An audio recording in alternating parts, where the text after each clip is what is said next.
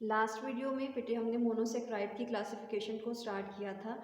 इस वीडियो में हम उसी क्लासिफिकेशन को कंटिन्यू करेंगे और कुछ एग्जांपल्स को डिस्कस करेंगे। लास्ट वीडियो में जो हमने एग्जांपल देखी थी वो ट्रायोस की एग्जांपल थी, और जो दोनों एग्जांपल्स हमने देखी थी वो दोनों एग्जांपल्स रेस्पिरेशन एंड फोटोसिंथेसिस में बनने वाले कंपाउंड्स है। ठीक है, सो हमने जो लास्ट में डिस्कस की थी ट्रायोस की एग्जांपल, वो बेसिकली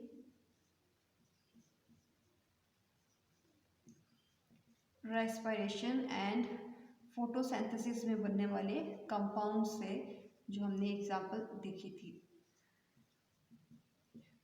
फोटोसिंथेसिस का जो प्रोसेस है ये प्लांट्स के अंदर हो रहा होता है, और फूड की मैन्युफैक्चरिंग का जो प्रोसेस होता है उसे हम फोटोसिंथेसिस कहते हैं। इसी फूड को जब लिविंग ऑर्गेनिज्म की बॉडी के अंदर ब्रेक डाउन करवाया जाता है और एनर्जी प्रोवाइड की जाती है तो उस प्रोसेस को हम रेस्पिरेशन कहते हैं। ठीक है, ग्लिसरॉल्डिहाइड एंड डाईहाइड्रोक्सी एसीटोन ये इन दोनों प्रोसेसेस के अंदर यूज हो रहे होते हैं, जो आप लोगों ने लास्ट वीडियो के अंदर एग्जांपल पढ़ी थी। टेट्रोसिस जितने भी हैं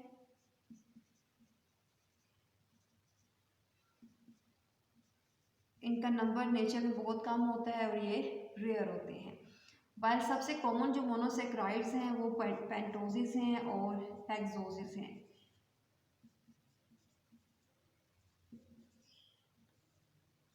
ठीक है, ये सबसे कॉमन मोनोसेक्राइड्स हैं। पेंटोसिस मीन्स कि ऐसे मोनोसेक्राइड्स जिनके अंदर 5 कार्बन्स हैं, एंड हेक्सोसिस मीन्स कि ऐसे मोनोसेक्राइड्स जिनके मॉलिक्यूल को बनाने के लिए 6 कार्बन्स कंबाइन किए होते हैं। ठीक है, सो ये आपको ऑब्जेक्टिव के पॉइंट ऑफ व्यू से चीज़ें याद रखनी है कि पेंटोसिस एंड हेक्सोसिस जो है ये सबसे कॉमन है मोनोसेक्राइड, ऐसे मोनोसेक्राइड्स जिनके अंदर 5 या फिर 6 कार्बन्स प्रेजेंट होती हैं। अगर 5 कार्बन्स हैं तो उन्हें हम पेंटोसिस बोलेंगे, अगर 6 कार्बन्स हैं तो उन्हें हम हेक्सोसिस बोलेंगे। जितने भी मोनोसेक्राइड्स हमारे नेचर में प्रेजेंट होते हैं ये मोनोसेक्राइड्स रिंग की फॉर्म में भी होते हैं और चेन की फॉर्म में, ओपन चेन की फॉर्म में भी हो सकते हैं। तो अभी हमने कुछ एग्जांपल्स को डिस्कस करना है कि मोनोसेक्राइड अगर चेन की फॉर्म में है तो वो किस तरह से अरेंज होते हैं, और अगर वो रिंग की फॉर्म में अरेंज हुए हुए हैं तो वो किस तरह से अरेंज होंगे। ठीक है, अभी हम कुछ एग्जाम्पल्स देख लेते हैं। पहली एग्जांपल जो हम लेंगे वो ग्लूकोज की एग्जांपल है, और ग्लूकोज एक हेक्सोज है। हेक्सोज मीन्स कि इसके एक शुगर के मॉलिक्यूल के अंदर टोटल 6 कार्बन्स होंगे, जैसा कि आप लोगों ने लास्ट वीडियो के अंदर इनकी क्लासिफिकेशन में देखा था। ठीक है, तो ये 6 कार्बन कंपाउंड है एक, और इसका फॉर्मूला क्या होता है C6H12O6। जनरल फॉर्मूला में आप 6 कार्बन को या N को 6 से रिप्लेस करवा के इसका फॉर्मूला डिराइव कर सकते हैं। ठीक है, ग्लूकोज का फॉर्मूला हमने लिख लिया, ये एक हेक्सोज शुगर है, और इसके अलावा जो ग्लूकोज है ये एल्डोज है। एल्डोज शुगर है, इट मीन्स के इसके अंदर एल्डिहाइड फंक्शनल ग्रुप प्रेजेंट होगा। ठीक है, तो अब ग्लूकोज का जो फॉर्मूला अभी हम ड्रॉ करेंगे ये ओपन चेन की फॉर्म में भी एग्जिस्ट करता है, और इसके अलावा जो ग्लूकोज का फॉर्मूला है ये रिंग की फॉर्म में भी प्रेजेंट होता है। ठीक है, दोनों फॉर्म्स के अंदर सॉल्यूशन में ये प्रेजेंट होता है, ओपन चेन की फॉर्म में भी और रिंग की फॉर्म में भी।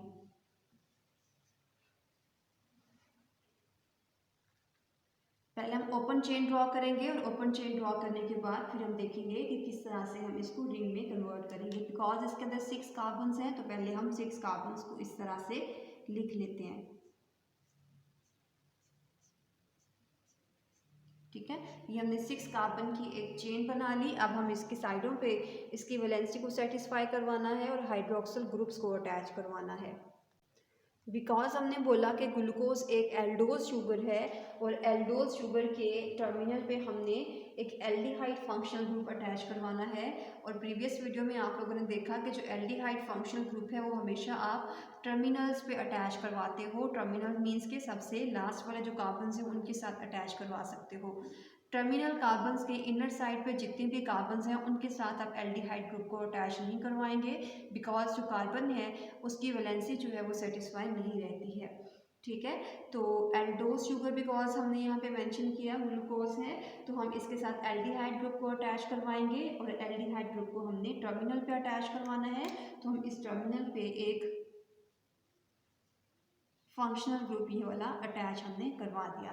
ठीक है, आपको पता है कि aldehyde functional group carbon, hydrogen and oxygen के कंबाइन करने से मिलके बनता है। तो ये पूरा जो हमारा है ये एल्डिहाइड फंक्शनल ग्रुप में इंक्लूड हो जाएगा। तो किसी भी कार्बोहाइड्रेट में आप लोग क्या करते हो कि एक कार्बन के साथ आपने फंक्शनल ग्रुप को अटैच करवाना होता है, बाकी सारे कार्बन के साथ आपने हाइड्रोक्सल एटम्स को अटैच करवाना होता है, हाइड्रोक्सल ग्रुप को अटैच करवाना होता है। तो बिकॉज यहाँ पे हमने एक कार्बन के साथ एल्डिहाइड को अटैच करवा दिया है, अब दूसरे किसी कार्बन के साथ हम फंक्शनल ग्रुप अटैच नहीं करवा सकते, ना ही कीटो और ना ही एल्डिहाइड। ठीक है, और बाकी सबके साथ हमने हाइड्रोक्सल ग्रुप को इस तरह से अरेंज करवा देना है।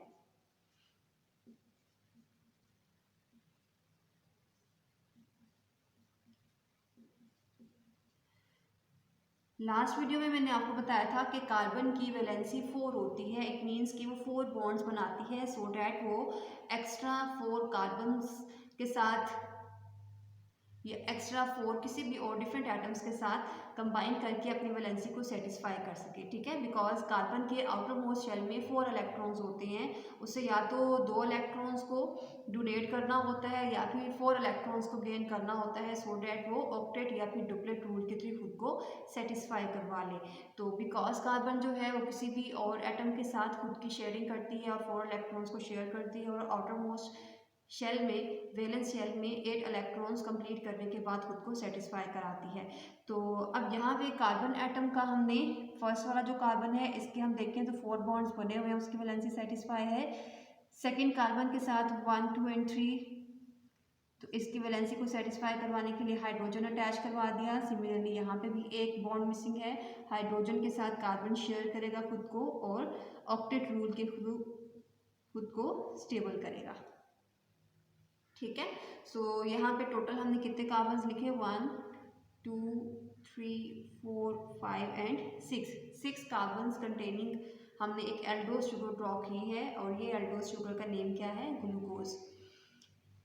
और ग्लूकोज के फर्स्ट कार्बन के साथ हमने एल्डिहाइड ग्रुप को अटैच करवाया है और बाकी सब के साथ हमने हाइड्रोक्सल ग्रुप को अटैच करवा दिया। बिकॉज हमने जब कार्बोहाइड्रेट्स का इंट्रोडक्शन देखा था तो उसके अंदर देखा था कि जो कार्बोहाइड्रेट्स हैं वो पॉलीहाइड्रोक्सी कंपाउंड्स हैं। पॉलीहाइड्रोक्सी मीन्स के जितने भी कार्बन किसी भी कार्बोहाइड्रेट के अंदर होते हैं हर एक कार्बन के साथ हाइड्रोक्सल ग्रुप अटैच हुआ होता है, जस्ट एक कार्बन के साथ फंक्शनल ग्रुप अटैच होते हैं।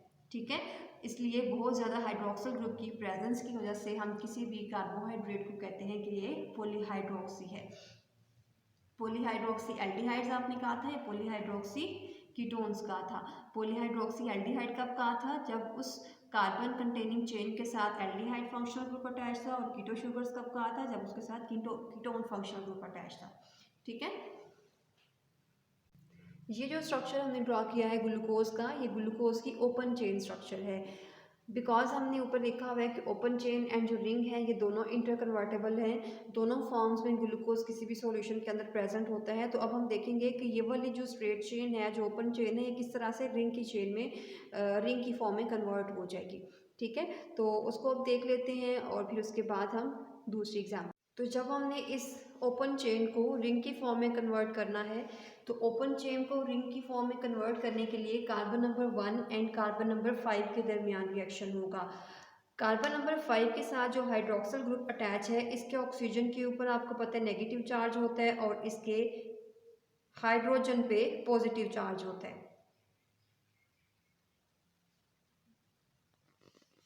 वाइल कार्बन नंबर 1 के अगर इन दोनों को कंपेयर करें तो कार्बन नंबर 1 पे आपको पता है कि जो कार्बन है इस पे पॉजिटिव चार्ज होगा और जो हमारा ऑक्सीजन है इसके ऊपर नेगेटिव चार्ज होगा। और जो यहाँ पे रिएक्शन हो रहा है उसे हम यहाँ पे एरोस की फॉर्म में देख लेते हैं। ठीक है, सो ये ऑक्सीजन जो है ये रिएक्ट करेगा किसके साथ, ये रिएक्ट कर रहा है कार्बन के साथ। वाइल ये जो हाइड्रोजन है ये हाइड्रोजन किसके साथ रिएक्ट कर रहा है, ये हाइड्रोजन इस ऑक्सीजन के साथ रिएक्ट कर रहा है। ठीक है, ओके, अब हम देख लेते हैं कि जब ये दोनों रिएक्ट करते हैं तो हमारे पास फाइनल फॉर्म कौन सी आती है। और उसके लिए हमें अगेन ये सारी चेन जो है ये ड्रॉ करनी पड़ेगी।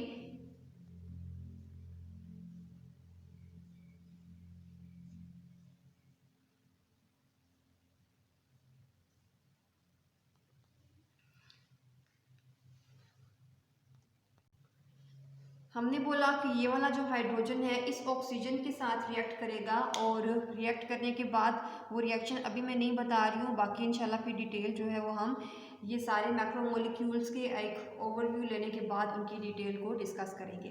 ठीक है, तो ऑक्सीजन ने किसके साथ, हाइड्रोजन ने रिएक्ट किया ऑक्सीजन के साथ, वो किस में कन्वर्ट हो जाएगा, हाइड्रोक्सल में, और ये हाइड्रोजन एटम जो है ये एज सच यहाँ पे आ जाएगा।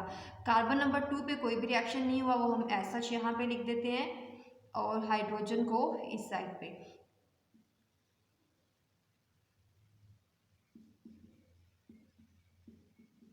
बाकी जितने भी कार्बन्स हैं उनके साथ आपने कोई भी चेंज नहीं करना है।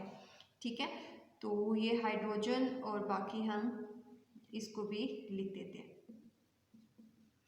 ओके, अब ये वाला जो ऑक्सीजन है हमने बोला कि ये इस कार्बन के साथ बॉन्ड बनाता है, और ये ऑक्सीजन इस कार्बन के साथ, कार्बन नंबर 5 के साथ भी बॉन्ड बना रहा है।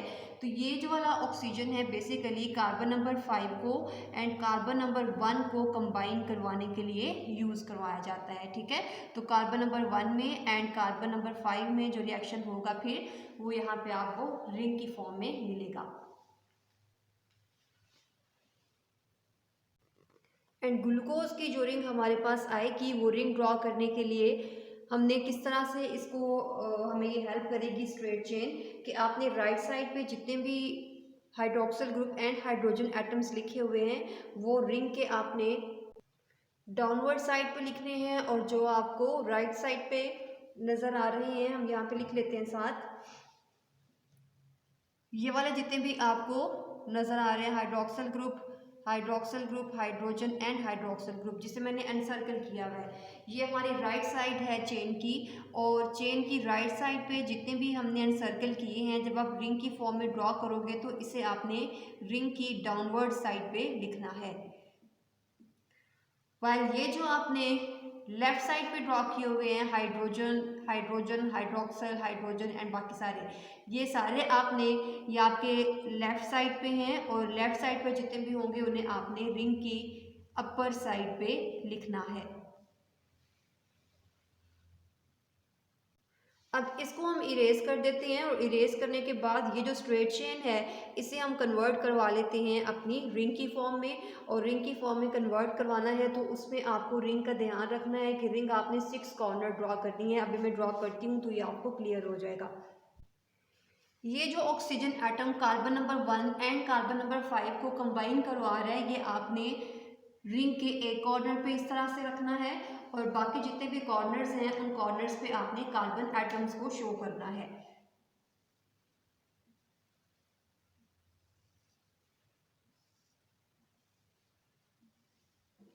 इस तरह से हमने एक रिंग ड्रॉ कर ली, और इस रिंग के अगर आप कॉर्नर्स को काउंट करें तो टोटल कॉर्नर्स कितने हैं, 1 2 3 4 5 एंड 6।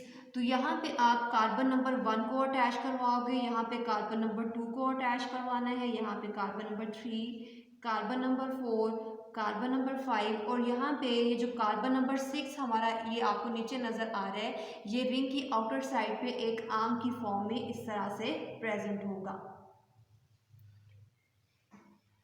कार्बन नंबर 5 का जो हाइड्रोजन है वो आपने इसकी लोअर साइड पे अटैच करवा देना है। अब जितने भी राइट साइड पे आपने लिखे हुए हैं उसे रिंग की डाउनवर्ड साइड पे लिख दें, और जो लेफ्ट साइड पे लिखे हुए हैं उसे आप अपर साइड पे लिख दें। फॉर एग्जांपल कार्बन नंबर 1 के साथ जो हाइड्रोक्सिल है वो हमने डाउनवर्ड लिख दिया, लेकिन एक चीज़ याद रखिएगा कि कार्बन नंबर 1 पे जो हाइड्रोक्सिल है वो आप लोअर साइड पे भी अटैच करवा सकते हैं और वो अपर साइड पे भी अटैच करवा सकते हैं। डिपेंड करता है कि यहाँ पे मौजूद जो ऑक्सीजन एटम था वो किस तरह से अटैक करेगा कार्बन नंबर 1 पे। ठीक है, सो इसकी कंडीशन अभी हम बाद में देखते हैं। तो कार्बन नंबर 2 के राइट साइड पे जो हाइड्रोक्सिल है उसे हमने डाउनवर्ड साइड पे लिखना है, और जो हाइड्रोजन है उसे हमने रिंग की अपर साइड पे इस तरह से लिखना है। ठीक है, तो पहले हम राइट साइड वाले सारे डाउनवर्ड साइड पे लिख देते हैं, और फिर लेफ्ट साइड वाले हम अपर साइड पे लिख देंगे। कार्बन नंबर 3 की राइट साइड पे अब हमने क्या लिखना है, हाइड्रोजन, कार्बन नंबर 4 का हाइड्रोक्सिल। ओके, अपर साइड पे कार्बन नंबर 3 का क्या आएगा, हाइड्रोक्सिल, एंड कार्बन नंबर 4 का अपर साइड पे क्या आएगा, हाइड्रोजन। सो ये जो हमारे पास रिंग आई है, इस रिंग को हम बेसिकली कहते हैं कि ये हार्वर्थ प्रोजेक्शन है।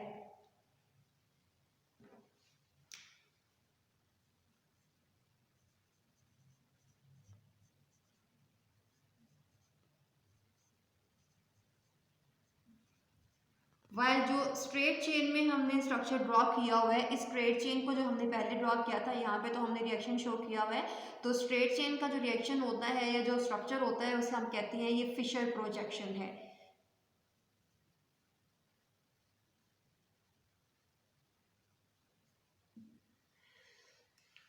ठीक है, ये आल्दो ओपन चेन नहीं है, यहाँ पे हमने रिएक्शन शो किया हुआ है ग्लूकोज का। तो ग्लूकोज की जो हमने पहले यहाँ पे ओपन चेन ड्रॉ की हुई थी, उस ओपन चेन को आप कहते हो फिशर प्रोजेक्शन, एंड रिंग की फॉर्म में या साइक्लिक फॉर्म में जो आपका ग्लूकोज होता है उसे हम कहते हैं ये हैवर्थ प्रोजेक्शन है।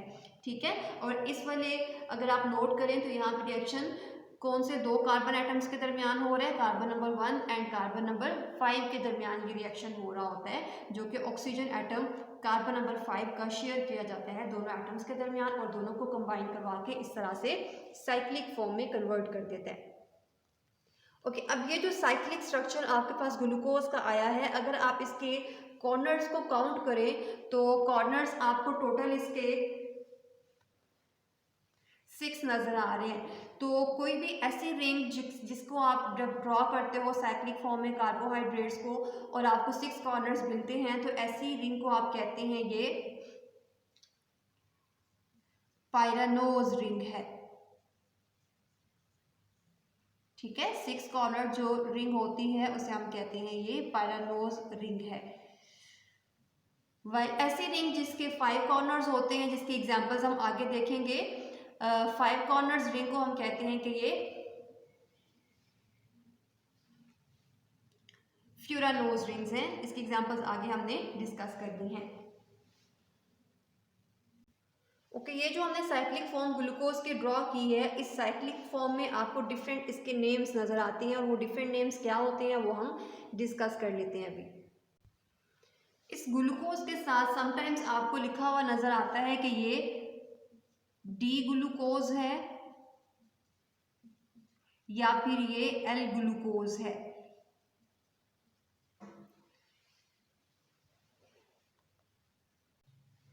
D is for dextro and L is for levo। अगर कोई भी लाइट, अगर फॉर एग्जांपल हम पोलराइज्ड लाइट की बैंडिंग को स्टडी करते हैं, तो अगर वो कार्बोहाइड्रेट लाइट को राइट साइड पे बेंड करवाता है तो इसे हम कहते हैं ये डेक्स्ट्रो ग्लूकोज है। वाइल अगर कोई भी कार्बोहाइड्रेट लाइट को, पोलराइज्ड लाइट को लेफ्ट साइड पे बेंड करवाएगा तो उसे आप कहते हो ये लीवो ग्लूकोज है, या लेफ्ट साइड पे बेंड होने वाली लाइट जो आपने ऑब्जर्व की है उसके नेम पे आप इसको एल ग्लूकोज कहते हो। अगर राइट साइड पे लाइट को बेंड करवाएगा तो डी ग्लूकोज, अगर लेफ्ट साइड पे बेंड करवाएगा तो एल ग्लूकोज। एक और नेम जो कि हम ग्लूकोज के लिए इसके साथ यूज करते हैं वो है अल्फा डी ग्लूकोज या फिर beta D glucose. For example मैं एक अल्फा की एग्जाम्पल दे देती हूँ और एक बीटा की एग्जाम्पल दे देती हूँ।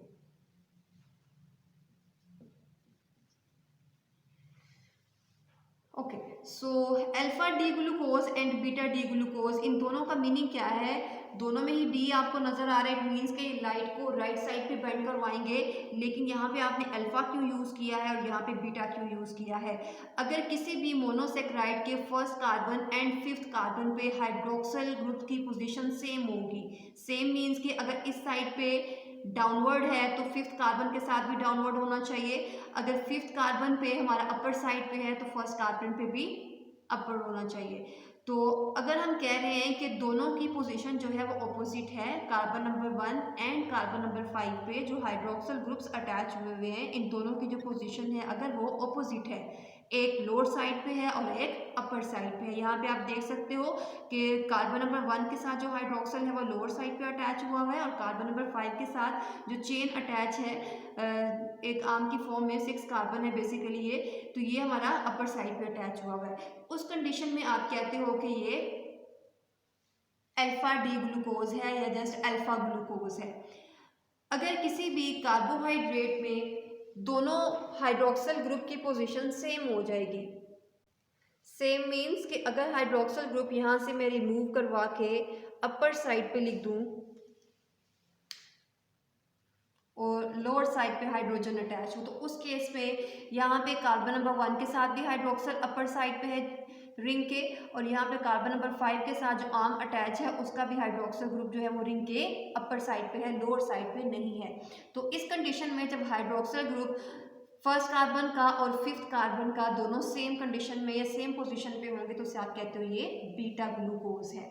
ठीक है, तो बीटा डी या फिर बीटा हमारा एल जो है, ये सारी टर्म्स आपको याद रखनी है। अल्फा ग्लूकोज किस केस में हम कहते हैं, बीटा ग्लूकोज किस किस केस में कहते हैं, डी ग्लूकोज क्या है और एल ग्लूकोज क्या होता है, ये सारे टर्म्स आपको ऑब्जेक्टिव के पॉइंट ऑफ व्यू से याद होनी चाहिए।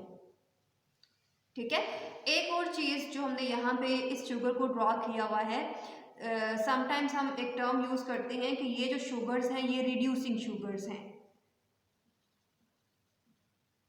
रिड्यूसिंग शुगर मीन्स कि कोई भी ऐसी शुगर जो कि as a reducing agent work करेगी। रिड्यूसिंग एजेंट कोई भी ऐसा एजेंट होता है जो रिडक्शन करवा सकता है। रिडक्शन मीन्स कि हाइड्रोजन को ऐड करवाएगा, ऑक्सीजन को रिमूव करवाएगा या इलेक्ट्रॉन की एडिशन करवा देगा। ये सारे जो टर्म्स हैं ये आपने पहली केमिस्ट्री में पढ़ी हुई हैं। ठीक है, तो ये जो रिड्यूसिंग शुगर्स हैं जो रिडक्शन करवा सकती हैं, ये उन शुगर्स को आप कहते हो जिनका फर्स्ट कार्बन जो है वो इस तरह से फ्री है। अगर ये किसी और मोनोसेक्राइड के साथ कंबाइन हो जाएंगी, उनका कार्बन नंबर 1 फ्री नहीं होगा, तो उस केस में आप कहते हो ये नॉन रिड्यूसिंग शुगर्स हैं। बिकॉज इस ग्लूकोज के साथ ये वाला जो कार्बन है, अभी हमने कोई और बॉन्ड नहीं बनाया है किसी और मोनोसेक्राइड के साथ, ये कार्बन फ्री है, तो इसलिए हम कहते हैं कि ये रिड्यूसिंग शुगर है। जैसे ही ये किसी और के साथ बाइंड होगा, जैसा कि हम आगे एग्जाम्पल्स में देखेंगे, तो उस केस में आप कहते हो ये नॉन रिड्यूसिंग शुगर्स हैं। ठीक है, सो आई होप कि बेटे आपको ग्लूकोज का ओपन चेन को रिंग में कैसे कन्वर्ट करना है क्लियर हो गया होगा। नेक्स्ट वीडियो में इंशाल्लाह फिर हम कुछ और एग्जांपल्स इसकी डिस्कस करेंगे।